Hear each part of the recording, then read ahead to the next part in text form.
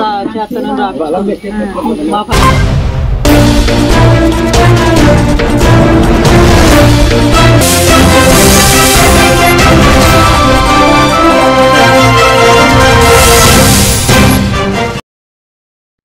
Welcome to A1 TV Telugu news.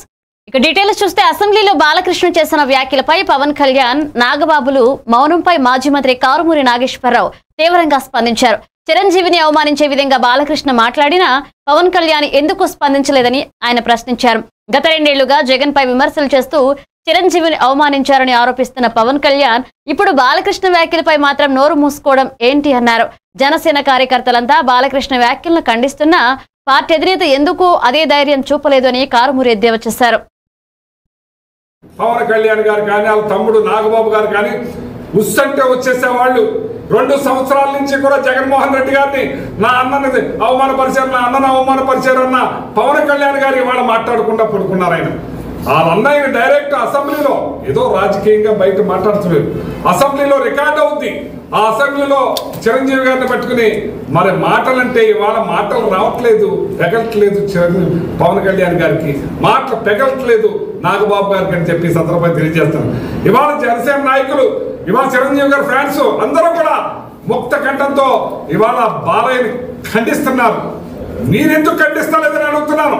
మీ అన్నయ్య కాదా అని అడుగుతున్నాను. ఒకసారి మీ కుటుంబాన్ని అవమానపరిచారు, మీ తల్లి గారిని అవమానపరిచారు, మీ కుటుంబాన్ని అవమానపరిచారు, మిమ్మల్ని అవమానపరిచారు. సరే, మీరేదో సంకరెక్కారు. ఈ రోజున డైరెక్ట్ అసెంబ్లీలో మీ నాన్నగారిని అంటే మీరు నోరు ఎందుకు ఇప్పట్లేదు? హైదరాబాద్ హైటెక్స్ లో బీజేపీ భారీ స్థాయిలో కార్యక్రమాన్ని నిర్వహించేందుకు ఏర్పాట్లు జరుగుతున్నాయి. ఈ నెల 30న ప్రధాని నరేంద్ర మోదీ జీవిత కథ ఆధారంగా తెరకెక్కిన Mera Desh Pehle the untold story of Narendra Modi ప్రదర్శన కానుంది.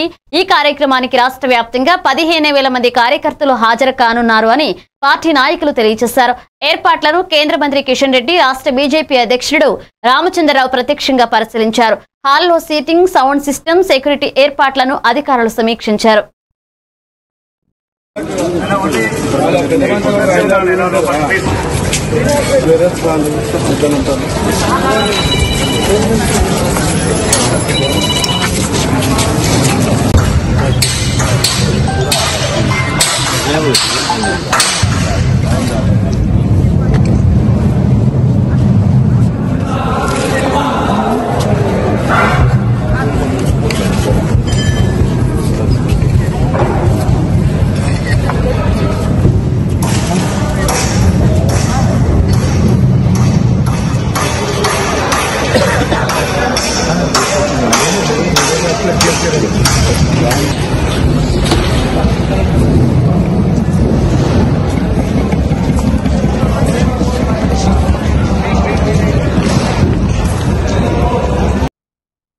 తెలంగాణలో గ్రూప్ 2 తుది ఫలితాలను టీజీపీఎస్సీ విడుదల చేసింది. కమిషన్ చైర్మన్ బుర్రా వెంకటేశం ఫలితాలను ప్రకటించారు.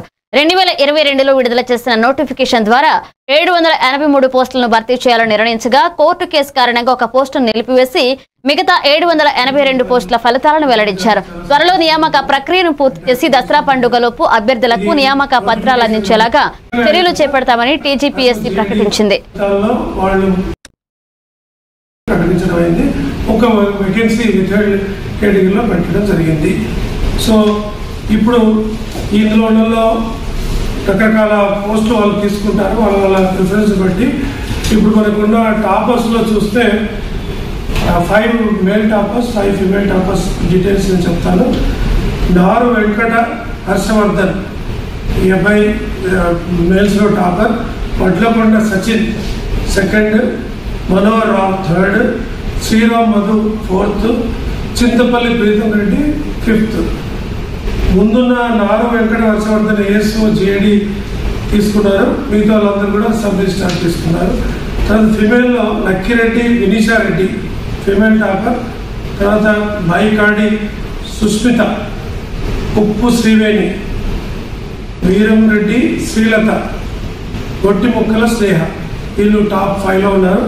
అందులో 4th ఉమెన్లో 4th టాపర్ అయిన వీరం రెడ్డి శ్రీలత మున్సిపల్ కమిషనర్, మిగతా 4. భారత్ ఫ్యూచర్ సిటీ ప్రారంభోత్సవం సందర్భంగా సీఎం రేవంత్ రెడ్డి ప్రత్యేకంగా స్పందించారు. మనసులో ఎలాంటి కల్మషం లేకుండా భవిష్యత్ తరాల కోసం ఈ ప్రాజెక్టును ప్రారంభించాలని సంకల్పం ఉన్నందువల్ల వరుణదేవుడు కూడా సహకరించాడని ఆయన వ్యాఖ్యానించారు. వాతావరణ శాఖ 4-5 రోజుల నుంచి హెచ్చరిస్తున్నది. విపరీతమైన వర్షాలు, ఎవరు బయటికి వెళ్ళకండి, ఈ వర్షాలు మొత్తం వ్యవస్థలను అన్నిటిని కూడా దిగ్బంధం చేస్తాయని. కానీ ఒక మంచి సంకల్పంతో, ఒక మంచి ఆలోచనతోటి ఈనాడు ఈ అభివృద్ధి కార్యక్రమాల ప్రారంభోత్సవం పెట్టుకుంటే వాతావరణం ఎంత అనుకూలంగా, ఎంత గొప్పగా సహకరించిందో నాకు తెలిసి ఈరోజు ఉదయం కూడా వర్షం పడ్డట్టుంది. ఇక్కడ మీరందరూ ఇండ్లలో నుంచి బయలుదేరే ముందు వర్షం వస్తుంది, కార్యక్రమం ఏ విధంగా కొనసాగుతుందో అని మీరందరూ ఆందోళన చెంది ఉంటారని నేను అనుకుంటున్నా. కానీ మనమందరం మనసులో ఎలాంటి కల్మషం లేకుండా భవిష్యత్ తరాల కోసం ఈనాడు ఒక భారత్ ఫ్యూచర్ సిటీని ఈ ప్రాంతంలో ప్రారంభించుకోవాలని అనుకుంటే వరుణ దేవుడు కూడా ఈరోజు మనకు సహకరించి ఈ కార్యక్రమాలను ముందుకు తీసుకెళ్ళడానికి ఈరోజు మనకు అవకాశం దొరికింది. చాలామంది కుట్రలు కుతంత్రాలు చేస్తున్నారు, నోటికొచ్చింది మాట్లాడుతున్నారు. గౌరీదేవిని మనం బొడ్డెమ్మ బతుకమ్మ పేరిట తిరుమలలో పాలక మండలి సభ్యుడు భానుప్రకాష్ రెడ్డి షర్మిల చేసిన వ్యాఖ్యలను తీవ్రంగా ఖండించారు. దళితవాడలో 5,000 దేవాలయాలు నిర్మించారని సీఎం చంద్రబాబు ప్రతిపాదించగా దీనిపై కాంగ్రెస్ నేత షర్మిల వ్యతిరేకంగా స్పందించినట్లుగా తెలిపారు. 5,000 దేవాలయాలు అవసరం లేదని, ఇందుకు కాంగ్రెస్ వ్యతిరేకమని షర్మిల చెప్పడం హిందూ భావాలను దెబ్బతీసే చర్యగా భానుప్రకాష్ రెడ్డి మండిపడ్డారు. ప్రపంచంలోనే అతిపెద్ద హిందూ ధార్మిక క్షేత్రం తిరుమల తిరుపతి దేవస్థానాలు.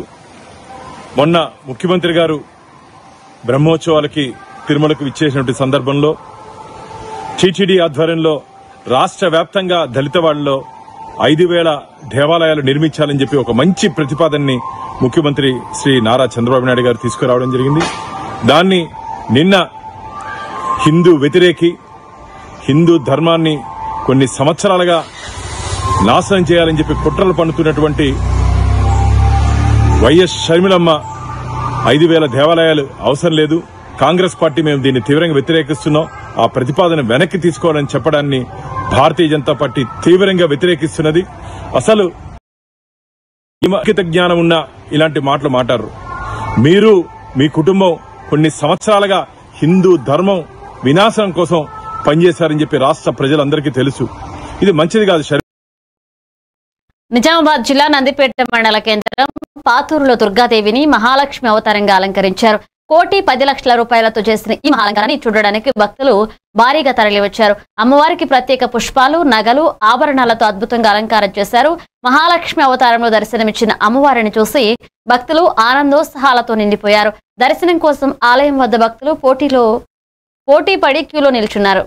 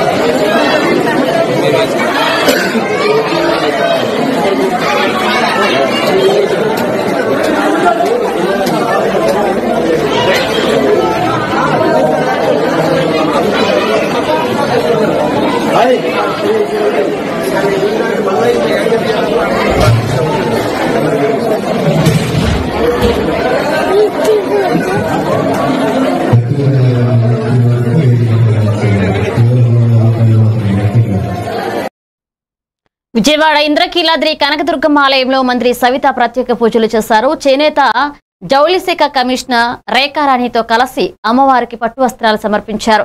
ఆలయ అర్చకులు వేద మంత్రాల మధ్య ప్రత్యేక ఆశీర్వచనాలు చేసి తీర్థ ప్రసాదాలను చేశారు. నవరాత్రి ఉత్సవాల్లో భాగంగా ఆలయానికి తరలివస్తున్న భక్తుల రద్దీని పరిశీలించిన మంత్రి సవిత చేనేత రంగ అభివృద్ధి, వస్త్ర సాంప్రదాయాల ప్రాధాన్యతను ఈ సందర్భంలో ప్రస్తావించారు.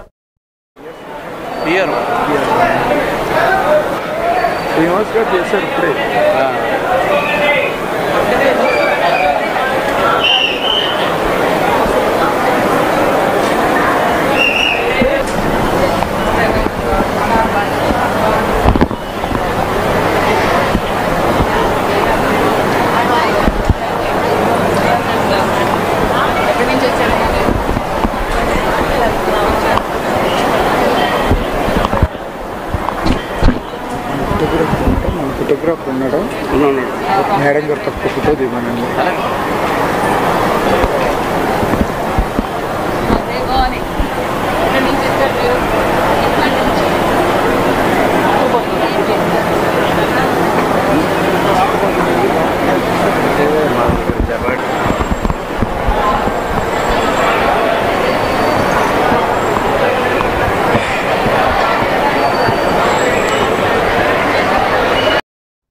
అంబేద్కర్ కోనసీమ జిల్లా రామచంద్రాపురంలో ఎమ్మెల్యే బాలకృష్ణ తీరుపై కాపు సంఘ నాయకులు తీవ్ర ఆగ్రహాన్ని వ్యక్తం చేశారు. అసెంబ్లీలో చిరంజీవిని ఏకవచనంతో సంబోధించడం కాపుల మనోభావాలను తీవ్రంగా దెబ్బతీస్తుందని ఆవేదన వ్యక్తం చేశారు. వెంటనే బేషరతుగా బాలకృష్ణ క్షమాపణ చెప్పాలన్నారు. లేని పక్షంలో రాష్ట్ర వ్యాప్తంగా ఉద్యమాన్ని తీవ్రతరం చేస్తామని హెచ్చరించారు.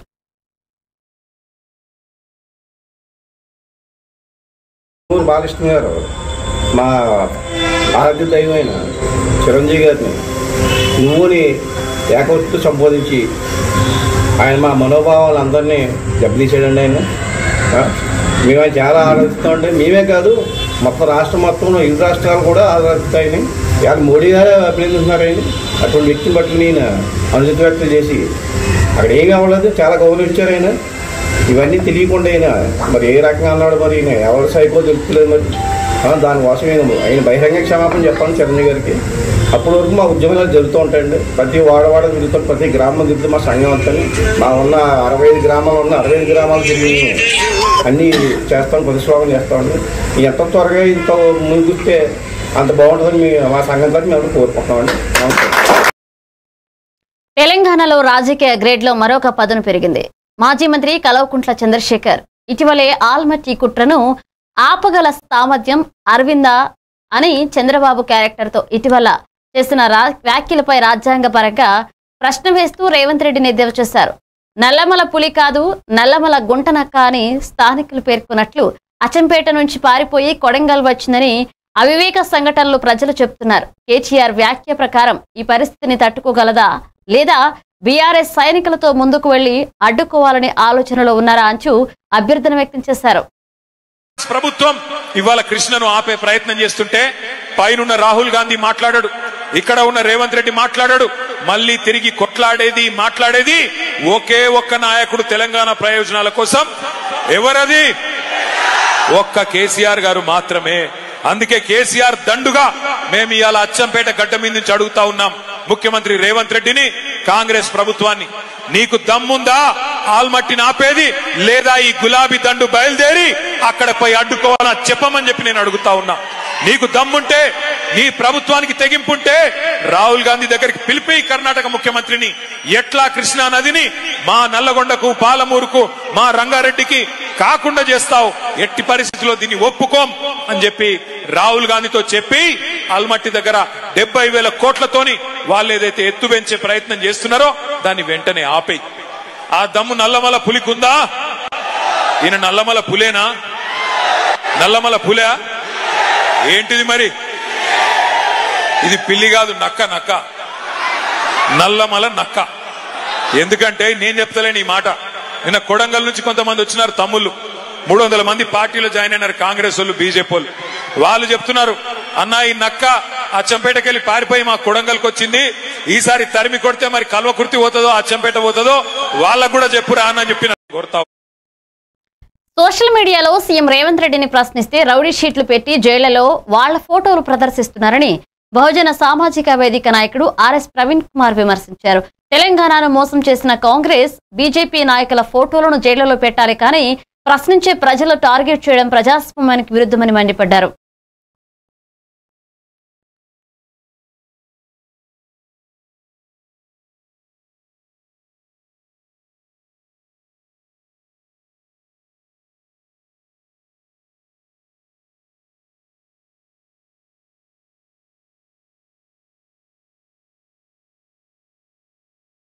రేవంత్ల మీద సోషల్ మీడియాలో పోస్టులు పెడితే రేవంత్ రెడ్డి మన మీద రౌడీ షీట్లు పెడతాడంట. రేవంత్ రెడ్డి మన బొమ్మలు పోలీస్ స్టేషన్లలో పెడతాడంట. రేవంత్ రెడ్డి మనం నిద్రపోతున్నప్పుడే మన ఇండ్ల నుంచి మనం ఎత్తుకుపోయి జైల్లో పడేస్తాడంట. నిజంగా స్టేషన్లలో రౌడీ షీట్లలో ఉండాల్సిన వ్యక్తి పేరు ఏది? గట్టిగా చెప్పండి. తెలంగాణ ప్రజల పక్షాన ఉండి పోరాడుతున్న బీఆర్ఎస్ కార్యకర్తలు కాదు, ఈ రోజు తెలంగాణను నిలువున దోచుకుంటున్న ఈ కాంగ్రెస్ నాయకులు, ఈ బీజేపీ నాయకుల బొమ్మలు పోలీస్ స్టేషన్లలో ఉండాలి. అవునా కాదా?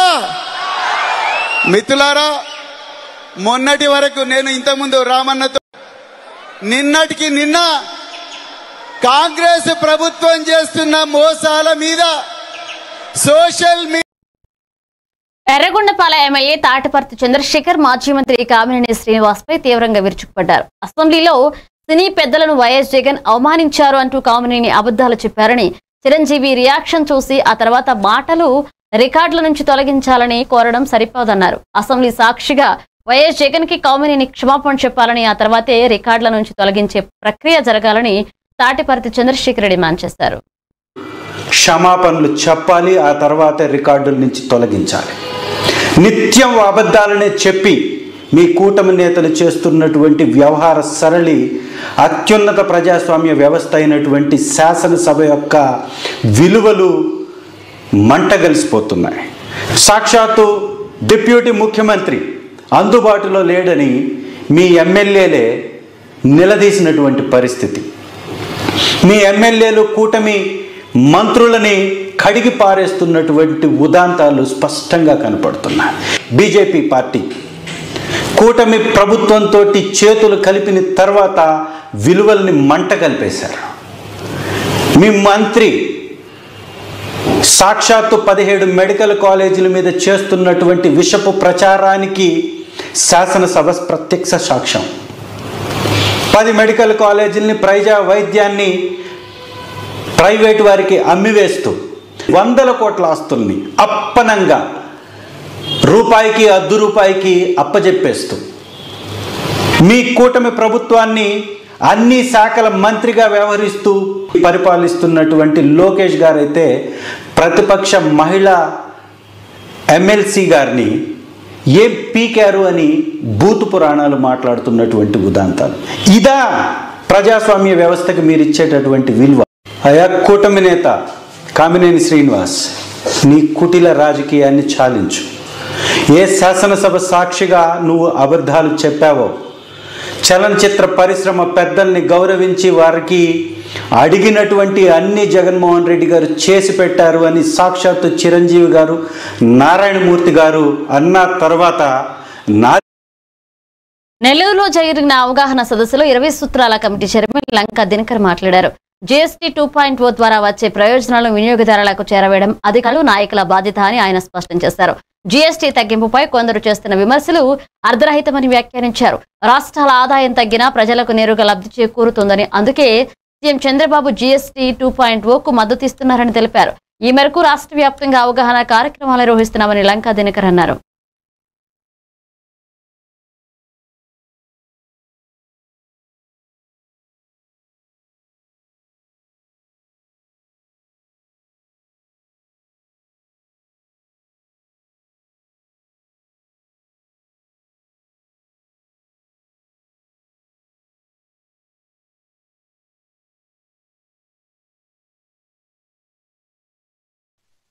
శాసనసభలో కేంద్ర ప్రభుత్వం ప్రవేశపెట్టినటువంటి ఈ సంస్కరణని వాటికి ధన్యవాదాలు తెలియజేస్తూ ప్రధానమంత్రి నరేంద్ర మోడీ గారికి, అలాగే ఆర్థిక మంత్రి నిర్మలా సీతారామన్ గారికి ఒక తీర్మానాన్ని శాసనసభలో ప్రవేశపెట్టినటువంటి మొట్టమొదటి ముఖ్యమంత్రి చంద్రబాబు నాయుడు గారు. కొన్ని రాష్ట్రాల్లో ఉన్నటువంటి ముఖ్యమంత్రులు మా ఆదాయం తగ్గింది, మీ ఆదాయం తగ్గింది అంటే ప్రజలకి మేలు జరుగుతుంది, మరి మీకు ఆదాయము తగ్గితే కేంద్ర ప్రభుత్వం దోచుకుంది అనేటటువంటి వ్యాఖ్యలు చేయగలిగారు. అంటే అసంబద్ధమైనటువంటి, అసాహితికమైనటువంటి వాదనలు తెచ్చి ప్రజల్ని గందరగోళం పంచి ఏదైతే మేలు జరుగుతుందో మేలు చేసినటువంటి వ్యక్తుల్ని మర్చిపోయే విధంగా డైవర్ట్ చేయాలనేటువంటి ప్రణాళిక.